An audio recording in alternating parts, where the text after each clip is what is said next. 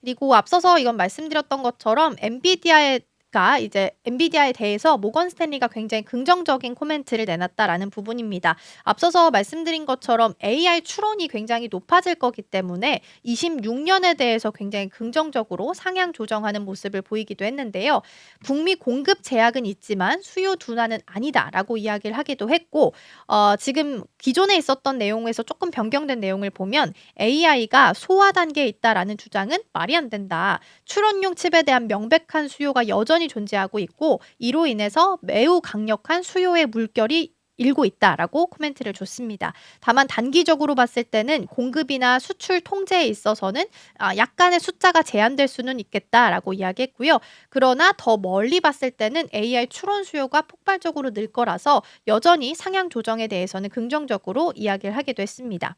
그리고 블랙웰을 조금 더 보면은 단기 수치는 여전히 블랙웰 공급에 있어서 영향을 좀 받고 있긴 한데, 공급 속도가 굉장히 빠르게 증가하고 있다라는 부분을 이야기했고요. 시장 심리는 신중하지만 AI는 여전히 사이클에 있어서는 중간 단계에 딱 와 있다라고 이야기하면서 엔비디아를 탑픽으로 선정을 하기도 했습니다. 그리고 추가적으로 다른 이제 회사에서 나왔던 발언들을 조금 요약을 해보면, 25년 4월 1일에 오픈 AI 샘 올트먼 CEO는 이런 말을 했죠. 지금의 H백을 대량으로 구매할 수 있다면 즉시 프로젝트를 시작하고 싶다라고 이야기를 했습니다. 최근에 그 챗 GPT를 통해서 우리 지브리나 뭐 아니면 다른 애니메이션 스타일로 변경하는 게 유행을 하기도 했었죠. 그러면서 이게 너무 많이 하지 마라. 우리 GPU 녹고 있다라고 이야기할 만큼 전력 수요에 대한 부분도 높고, 그렇다면 다시 말해서 데이터 센터에 대한 수요, 다시 말해서 HBM이나 더 고성능 칩에 대한 수요도 같이 높아지는 걸로 이제 내러티브가 연결이 좀 될 수 있는 건데, 지금 H백이 공급이 부족하다 보니까 만약에 우리가 이걸 많이 구매할 수 있다면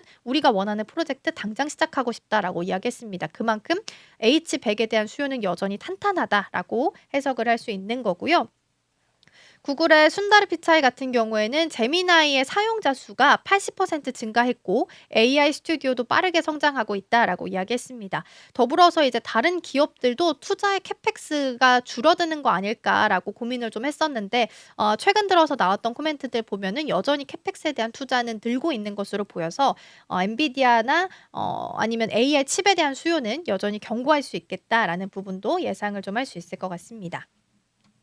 다음으로는 이제 러우 전쟁에 대해서 이야기를 좀 해보도록 하겠습니다. 한 2달 전이었죠. 이제 트럼프 대통령과 우크라이나 젤렌스키 대통령이 만났다가 거의 문을 박차고 나오는 거의 싸움 수준이 있어서 다들 좀 논란이 되기도 하고 놀랐던 경험이 있었을 텐데, 한두 달 만에 다시 한번 두 사람이 만나게 됐고, 여기서는 의외로 긍정적인 내용들이 많이 나왔다라는 보도가 함께 이어지게 됐습니다.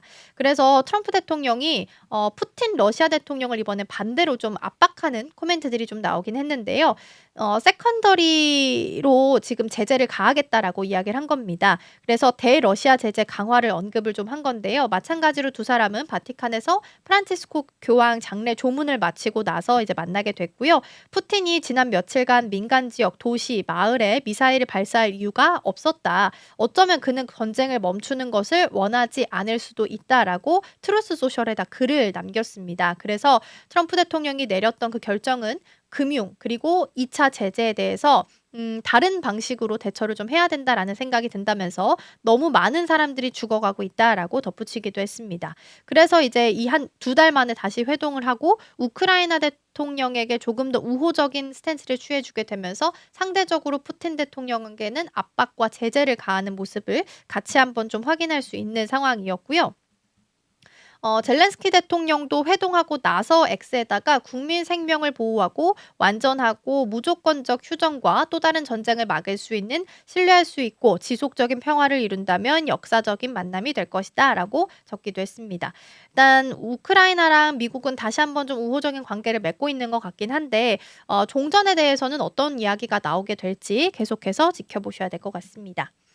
자, 그럼 이번에는 테슬라를 살펴보겠습니다. 사실 지난 주말 사이에 어떤 종목이 가장 눈에 띄었냐라고 한다면 테슬라를 빼놓을 수가 없을 겁니다. 지난주 이제 금요일 날 제가 개장했을 때 오늘 아침에 트럼프 대통령이 자율주행과 관련해서 기본의 틀을 조금 더 좀 스무스하게 만들기 위한 행정명령에 서명을 했다라는 부분을 짚어드린 바가 있습니다. 그리고 그날 저녁에 이제 금요일장 개장을 했을 때 테슬라가 바로 이제 급등세를 시연을 하면서 가장 강세를 보이는 종목 중에 하나로 이름을 올렸는데요.